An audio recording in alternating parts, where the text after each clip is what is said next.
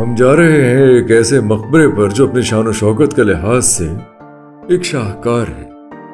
موت کے بعد خود کو منقش تر و دیوار، دیو ہیکل عمودی مینار اور محرابی راہداریوں کے جلوہ میں زندہ رکھنے کی خواہش یقیناً کوئی نفسیاتی بیماری ہی ہوگی.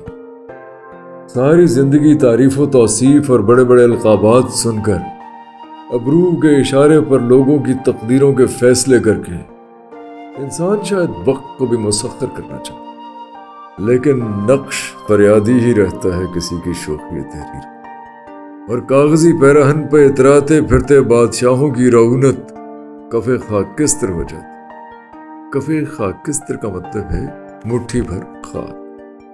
عمری کفِ خاکستر و بلبل قفس رنگ، اے نالا نشان جگر سوختہ کیا ہے. مرزا غالب کہتے ہیں. شیکسپیئر کہتا ہے انسان مر جاتے ہیں اور اچھائیاں ان کے ساتھ دفن ہو جاتی، برائیاں دنیا میں.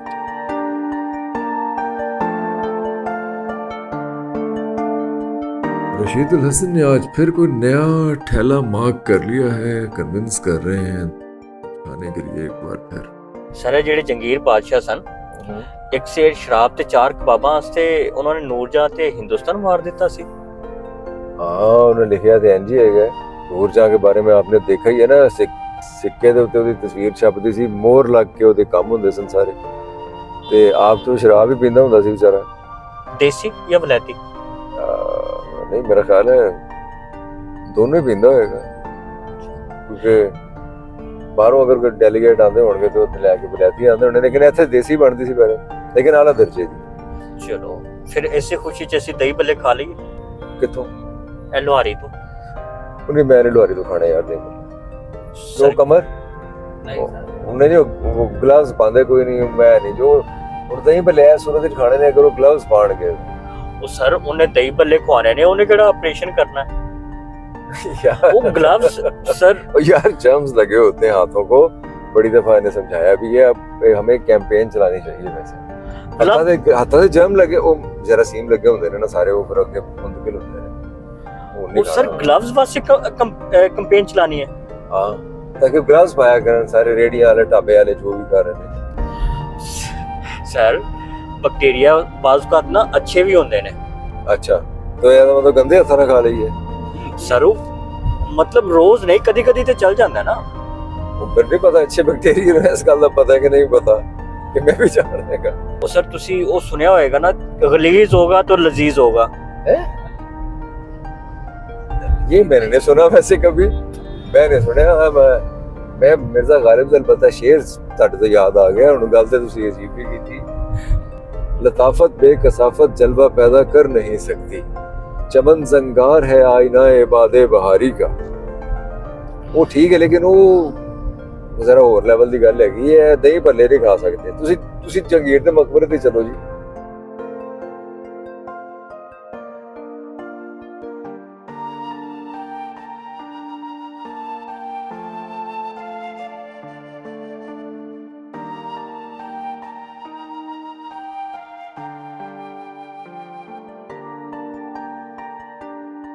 لیڈر صاحب ہم پہنچے ہیں بادشاہ جہانگیر کے مقبرے پر. دنیا کی عیش و عشرت کو دوام نہیں، بس یہی ایک کاسمک ٹریجڈی ہے. جان کیٹس نے کہا تھا when I have fears that I may cease to be. Tagore بولے مرنے چاہے بھونے عاشق، میں اس خوبصورت دنیا میں مرنا نہیں چاہتا. غالب دنیا کے عیش و عشرت سے متعلق اور ہی رنگ اپناتے.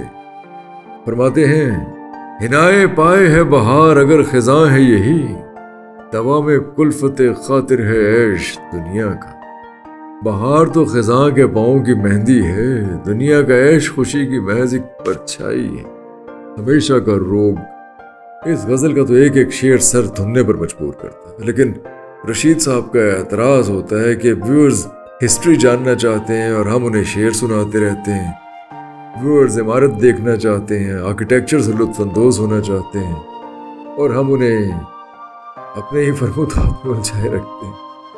کیوں نہ الجھائیں؟ اس غزل کا شعر تو سنیے، پھر فیصلہ کیجئے کہ عمارت زیادہ خوبصورت ہے یہ شعر.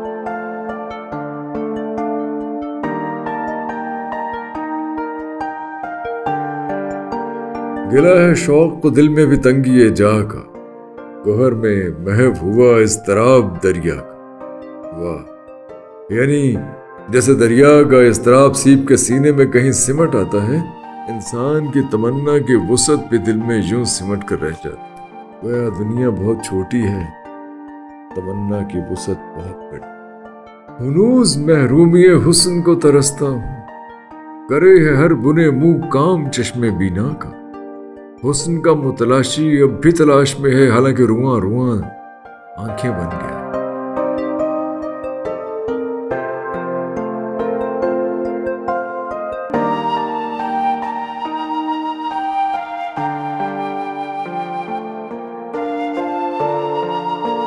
کیا جاہو جلال ہے اس مقبرے، اس کے مینار دیکھیے، عمارت ملاحظہ کیجیے، باریکی سے بنا ہوا آرٹ دیکھیے۔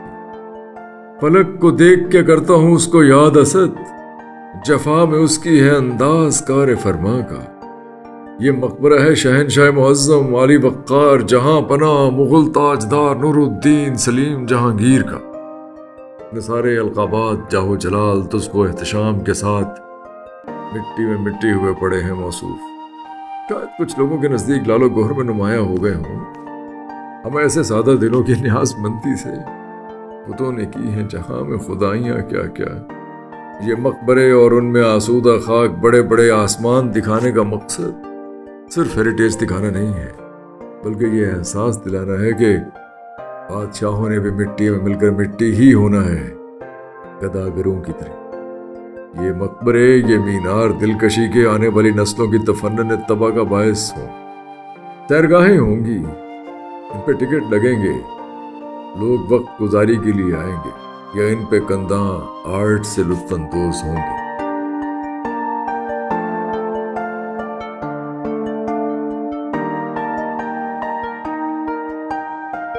لیکن اگر یہی بادشاہ پیداواری وسائل میں تبدیلی لاتے، لوگوں کو نئے خیالات سے روشناس کرواتے، محنت میں جدت لاتے، ان کی زندگیوں میں کوئی تبدیلی لاتے، اکنامک سٹرکچر میں کوئی تبدیلی لاتے، تو ہندوستان سامراج کے عطاب سے بچ جاتا۔ آج کون فخر کرتا ہے اس بات پر کہ جہانگیر 20 پیالے شراب پیا کرتے تھے، 20 بیویاں رکھتے تھے موصوف، نور جہاں کی کنیز کو کسی کا بوسہ لینے پر آدھا زمین میں گاڑ دیا تھا، درخت کاٹنے پر کسی کا انگوٹھا کٹوا دیا۔ کس کو یاد ہے کہ ایک شخص کو ہاتھی کے ساتھ باندھ کر کئی میل گھسیٹا، ابو الفضل کو قتل کروایا کہ اگر یہ دربار میں پہنچ گیا تو میں بادشاہ نہیں بن سکوں۔ بغاوت کے جرم میں اپنے بیٹے خسرو مرزا کو اندھا کروا دیا اور پھر علاج بھی کرواتے رہے۔ میواڑ پر حملہ کرنے کے جتن کرتے رہے لیکن کامیاب نہیں ہوئے۔ شخصی حکومتوں نے ہندوستان کو سوائے مقبروں، میناروں، مسجدوں، مندروں کے کچھ نہیں دیا۔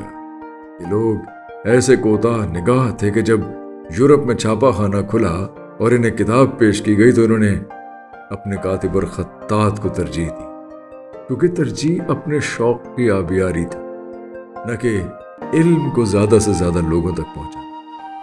یہ ہیں شخصی حکومتیں، بادشاہتیں۔ بڑے بڑے مقبروں سے اپنا روب قائم رکھنا ضروری تھا، نہ کہ لوگوں میں جدید ہنر بانٹنا۔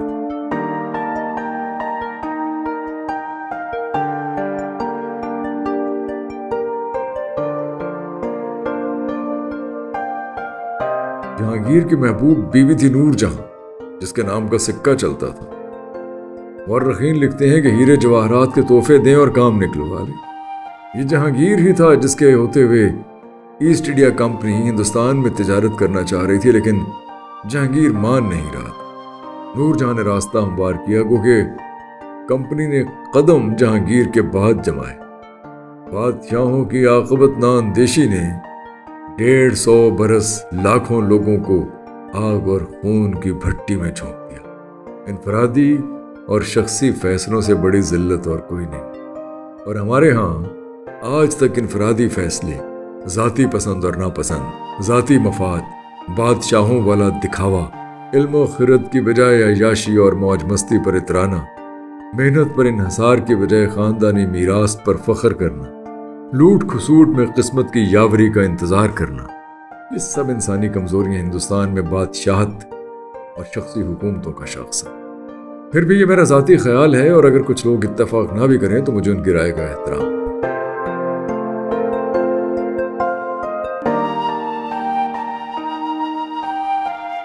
یہ دیکھیے جناب، یہ مقبرہ 90 کی دہائی میں سیلاب میں ڈوب گیا تھا، لیکن ورلڈ سٹی اتھارٹی نے بڑی محنت سے اسے اصل حالت میں بحال کیا ہے۔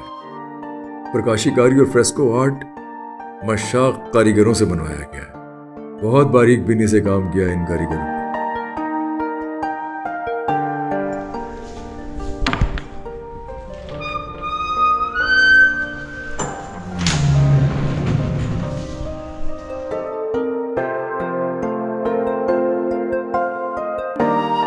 جہانگیر کی قبر کا تعویذ ایک ہی پتھر کا ہے جس میں کوئی جوڑ نہیں۔ روشنی میں اس تعویذ پر بنے ہوئے پھول اپنا رنگ دکھاتے ہیں۔ یہ سارے پھول ایسے سر، یہ جو اوپر لگے ہوئے ہیں، یہ چھوٹے بڑے، یہ سارے اس کو سر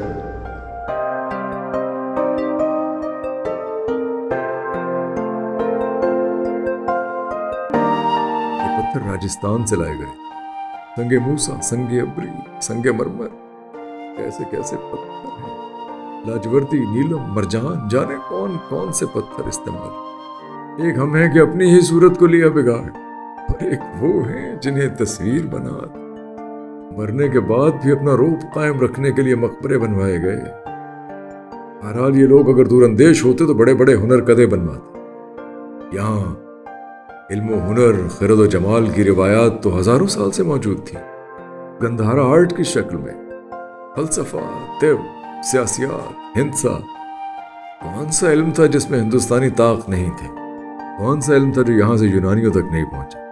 دیوی دیوتاؤں کی کہانیوں سے لے کر کائنات، خدا، وجود، ابتدا، انتہا، کون سا ایسا فلسفہ تھا جو یہاں نہیں پڑھایا گیا؟ میں 3000 برس پرانی بات کر رہا ہوں، اور مغل تو 500 برس پرانی بات۔ یہ ہے جو ماضی سے سیکھنا ہوتا۔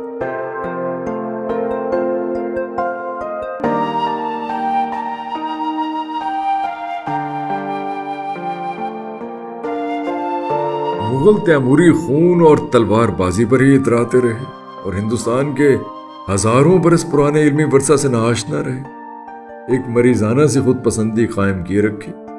ذرا جائیے ٹیکسلا کے کھنڈرات دیکھیے، طرز تعمیر ملاحظہ کیجیے، ٹوپاز کو دیکھیے، جولین یونیورسٹی دیکھیے، اس زمانے کی کتاب دیکھیے۔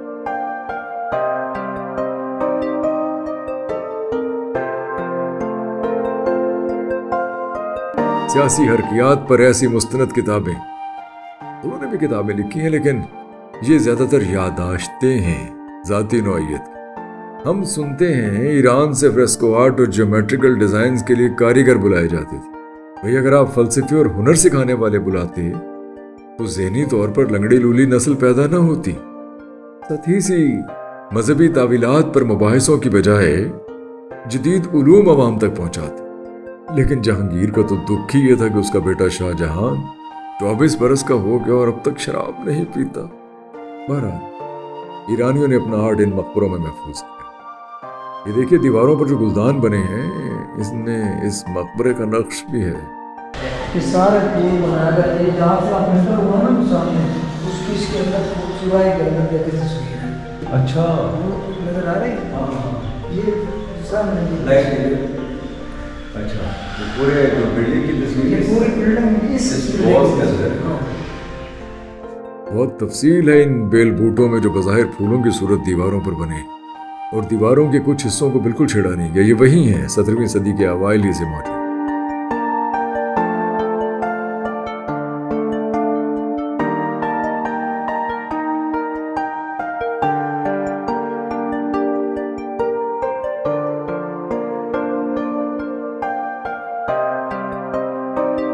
رشید صاحب فرما رہے ہیں جی میناراں دی اونچائی بھی دسو تو 100 میٹر اونچے ہیں جی یہ مینار۔ 61 سیڑھیاں ہیں ان میں، 10 لاکھ روپیہ اس زمانے میں لگا تھا، اب سمجھ لیجیے 10 ارب۔ ان آسمان سے باتیں کرتے میناروں میں اینٹ پتھر چونے مٹی سے مزین شان و شوکت جھلکتی، بادشاہوں کا روب جھلکتا ہے کہ کیسے لاکھوں لوگوں کی محنت سے اپنا روب داب تعمیر کیا گیا، ٹیکس لگا کر مال و دولت اکٹھی کی گئی، عوام کو بھوکوں مرنے، راہزنوں کے ہاتھوں لٹنے کے لیے چھوڑ دیا گیا۔